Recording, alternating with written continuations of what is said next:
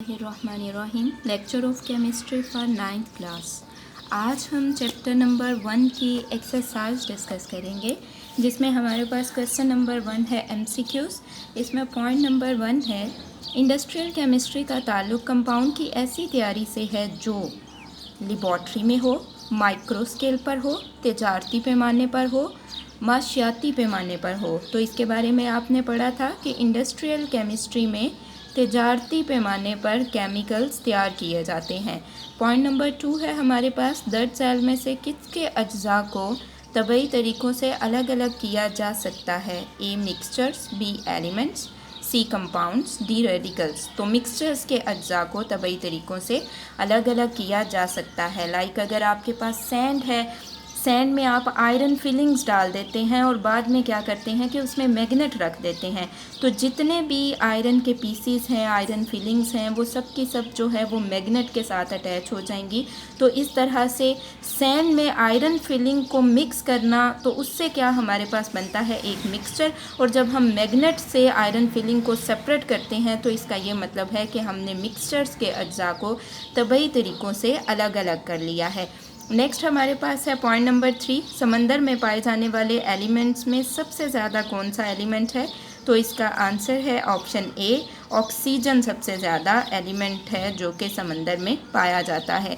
Next हमारे पास है point number 4, दर्ज झैल में से कौन सा एलिमेंट कशरे अर्ज़ में सबसे ज़्यादा पाया जाता है।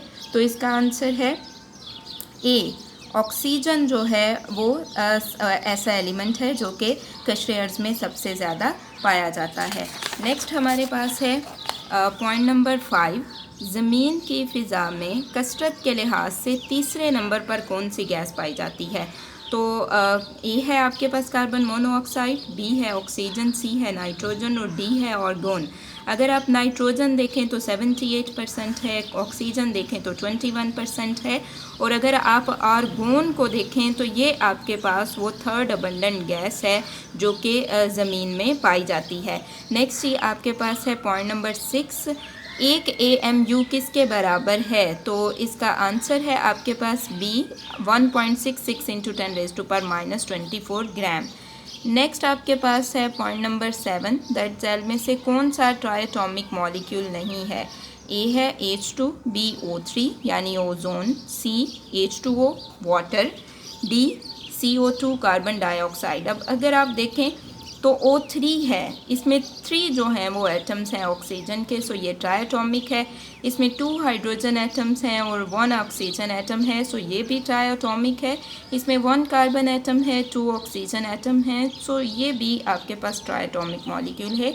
जबकि H2 जो है ये आपके पास डायटॉमिक मॉलिक्यूल है। नेक्स्ट आपके पास है पॉइंट नंबर 8, पानी के एक मॉलिक्यूल का मैस कितना है। बिकॉज हम पानी के एक मॉलिक्यूल की बात कर रहे हैं तो उसको हम AMU में रिप्रेजेंट करेंगे। सो 18 AMU है। पानी के एक मॉलिक्यूल का मैस जो है वो 18 AMU है। नेक्स्ट ये आपके पास है पॉइंट नंबर 9, सल्फ्यूरिक एसिड का मोलर मैस है 98 ग्राम, 98 AMU, 9.8 ग्राम, 9.8 AMU।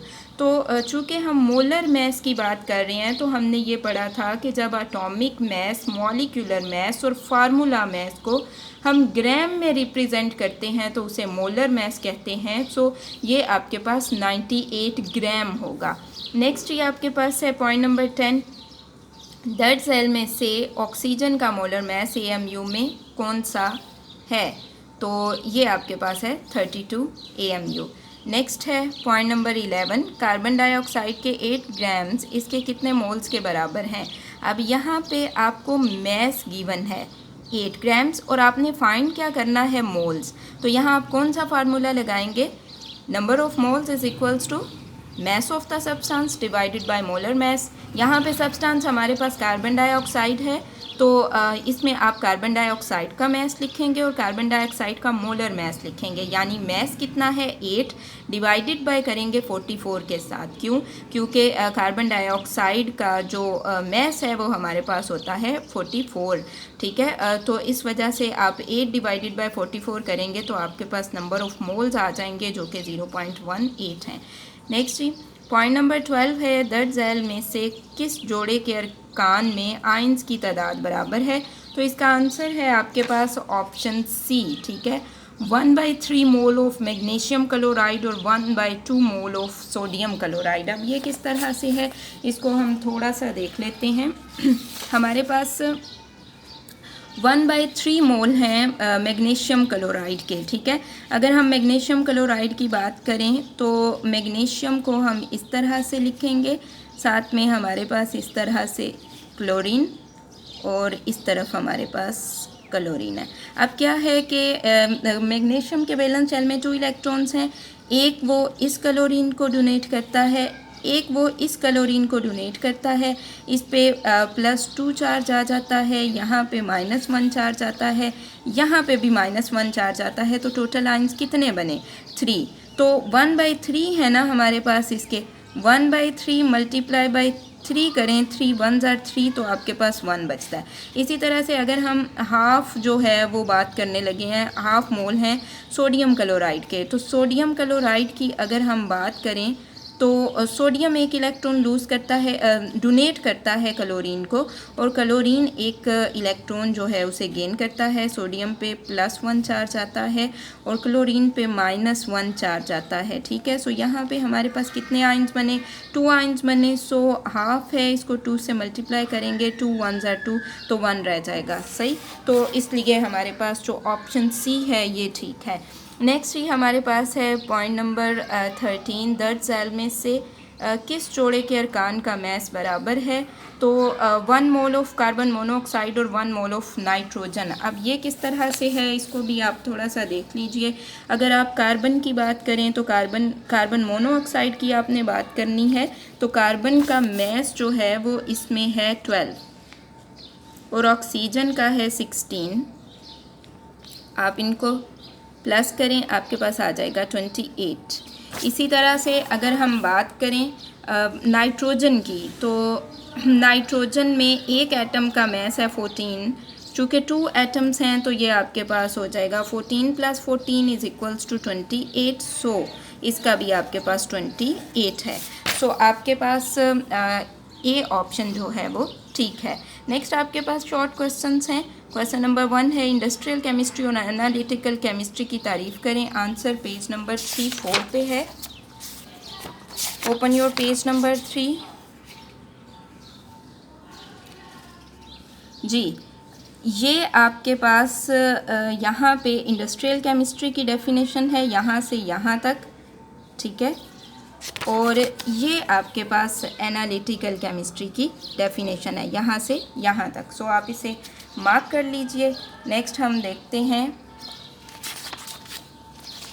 Question number 2।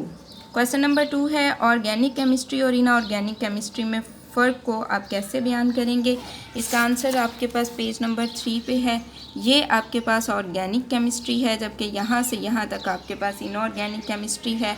Organic chemistry में आप कार्बन और हाइड्रोजन के कोवलेंट कंपाउंड्स यानी हाइड्रोकार्बन्स का मुतालिया करते हैं, और इनऑर्गेनिक केमिस्ट्री में कार्बन और हाइड्रोजन के अलावा दुनिया में जितने भी एलिमेंट्स मौजूद हैं आप उनकी स्टडी करते हैं। सो नेक्स्ट हम देखते हैं क्वेश्चन नंबर 3। क्वेश्चन नंबर 3 है बायोकेमिस्ट्री का स्कोप बताएं। आंसर पेज नंबर 3 पे है। जी, ये आपके पास बायोकेमिस्ट्री का स्कोप है, ठीक है। तिब, खुराक, ज़राअत, ठीक है, ये आपके पास बायोकेमिस्ट्री का स्कोप है। सो ये आपके पास क्वेश्चन नंबर 3 है। नेक्स्ट हम देखते हैं क्वेश्चन नंबर 4। होमोजीनस मिक्सचर और हेट्रोजीनस मिक्सचर कैसे एक दूसरे से मुख्तलिफ हैं? आंसर है पेज नंबर 10 पे। Open your page number 10।